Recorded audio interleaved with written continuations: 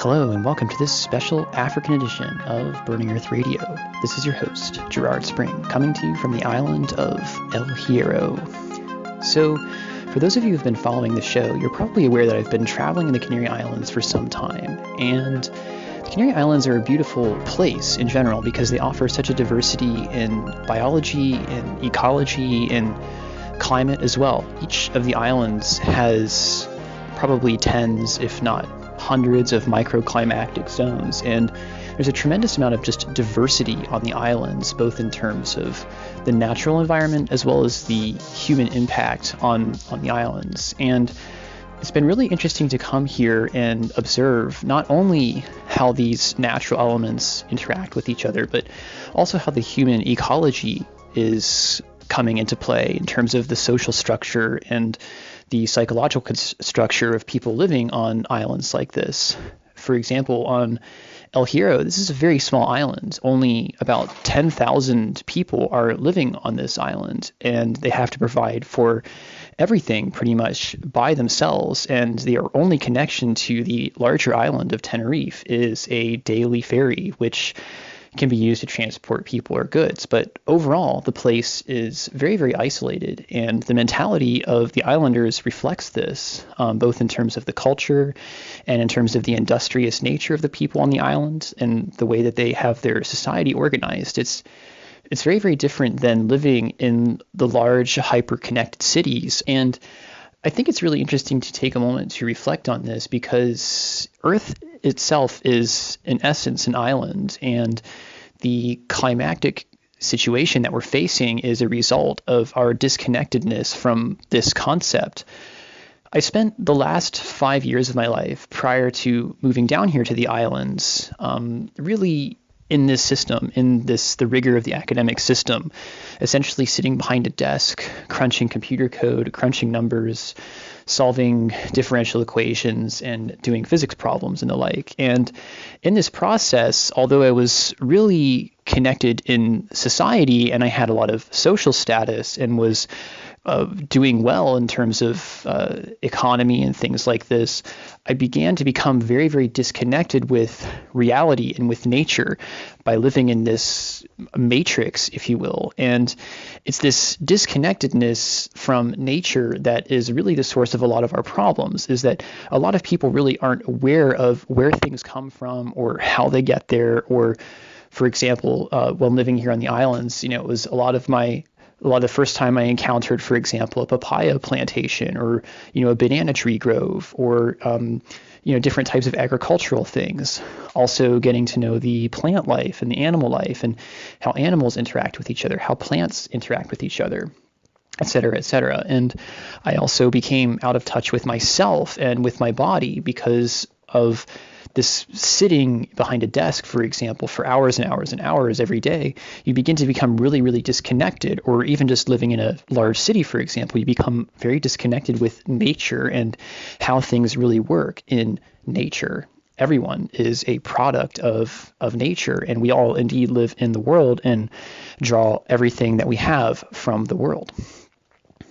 So on the islands, I've hiked over 200 kilometers at this point. I've spent a lot of time walking around, exploring the islands. I've been up high on the mountain slopes. I've been in the more deserty areas, the lush areas, walking through the forests, walking the coastal areas, the littoral areas, different embayments, different places on the islands, and have also been able to observe by walking the transitions between these different zones. For example, if you go from the sea coast up into the mountain, on the north side of the islands, you'll have one experience. Whereas if you go from the mountains down to the south side on the sea coast, you'll have another totally different experience.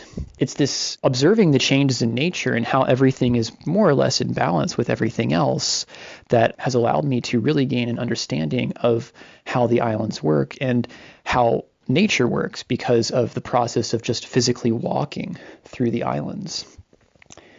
I have to say that this disconnection from nature is a big, big problem, and it's really, I believe, the source of so many of our problems as society, because in so many ways we just rely on these systems and we take them for granted. We rely on our political systems, and we almost take their presence for granted. We rely on our economic systems, and we take their functioning for granted without really realizing how things move from one place to another, or how one system depends on another system. And this not realizing how systems are interconnected is a big source of the problem, because when you're disconnected from nature, even if there are tremendous climate changes or tremendous changes in weather patterns, you're not going to necessarily realize it because you're still sitting behind the desk. You're still in a shelter. You're not walking out in nature. You're not walking out in the storms or walking out in the high temperatures. You're not in tune with the processes that are happening. And this matrix reality that we've built for ourselves is almost hemming us in. It's disconnecting us from the changes. So in the case of the climate science changes that we're experiencing, for example, the melting of the Arctic sea ice, well, it doesn't really become so obvious until you go up into the Arctic and you actually see, oh yes, the ice is melting and there are these severe changes. Or, for example, down here in the Canary Islands, where you can see that, okay, well, yeah, the crop yield is less this year than last year, and then less than that from the year before, because of changes in temperature fluctuations, very hot days, very dry days. Parts of the forests are drying out, for example. And unless you actually go walk there and see it for yourself, unless you go connect to the nature and see it for yourself, then you're never really going to get a sense of what the climate change is and how profound it is and how deeply it has come to impact us as beings living on the planet. It truly is a beautiful planet, everyone, and I highly recommend, if you can, to get out and walk more and just get out and really study what's going on around you. So much of our society nowadays is based on fear. Fear is the major driving component of our society. For most people, I feel like the reason they get up in the morning is because of fear. The reason they go to their jobs because of fear. The reason they don't speak out against their system, against whatever oppression is facing them, is fear. And this fear is social fear. It ultimately stems from social anxiety and status anxiety that, well, if I don't do this, then I will lose my job. If I lose my job, I won't be able to pay my debts. If I don't pay my debts, then I won't be able to have access to any more credit. If I do that, then I will lose my house, et cetera, et cetera, et cetera. And it's just this cascade of fear, one thing after another, that keeps motivating people to get up day after day, week after week, month after month. And psychologically, this state of fear also contributes very deeply to our disconnectedness from nature and ultimately a disconnectedness from ourselves. And ultimately, the only thing that we have to really be afraid of is the system that we've created for ourselves. And it's this system that is actually, rather than helping us at this point evolve as a society, evolve as a culture, evolve as a people, it's actually isolating us. It's cutting us off. And we have almost forgotten the fact that we are living on island Earth. And Earth is an island. Earth is a planet which is moving through space around the sun, and it's subject to natural forces.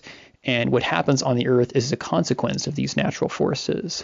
And it's very, very important to grasp this as we continue to go through the abrupt climate changes that we're facing as a civilization and as a society.